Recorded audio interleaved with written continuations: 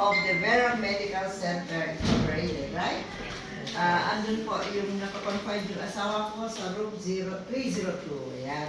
For this evening, I would like to interview the nurses here.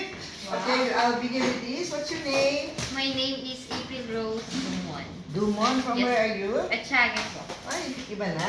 Yeah, yoga. Yoga. So, Yoga. yeah, station here. No? Ilan ba naging pasyente ngayon dito? 21. Gawin mo 50. And of course, this one, what's your name? Marvin po. Marvin, ayan. What can you say? What can you say about your stay in the Vera Medical Center Incorporated? So far, so good naman po. And well, naman po.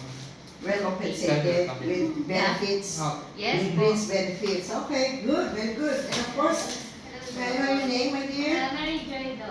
From Ilagan. Banag. Ay, Ilocano do. Ay, Ilocano, of course.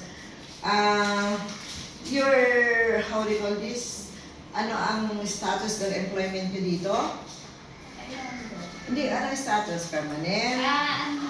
O dapat- still, Permanent. not yet, how to pick up a permanent? Ano ba Ay, to? Mission na lang Ay, Ay, ano ka? 2 months pa lang kasi ako doon. Oh, okay, seniority. Hi. Hi po. You are? Ashley po. Oh, ang ganda ng pangalan niyo. Bakit nawala yung isa? Nagtago. Bakit nagtago ka? Hey, where are you? Where are you? Wala siya. Nagpuntahan ka ng bigay doc ng Oh, you know what? I will tell you something. This is for your, for the future if you would like. You take the Canada Endorsement. NCLEX exam. NCLEX exam. Yes. Maraming trabaho doon na nakuha. Naku, baka makita ako ni, ako ni Mario. Ako, nagpapirate ako ng mga nurses. No. You stay here for your experience, ba? Yes. Oo. Ayun ang mga nurses sa amin eh. Nila to original na, wala na sila. Kaya. They all went to abroad for a better, greener pasture. Siyempre, hindi mo maalis yun.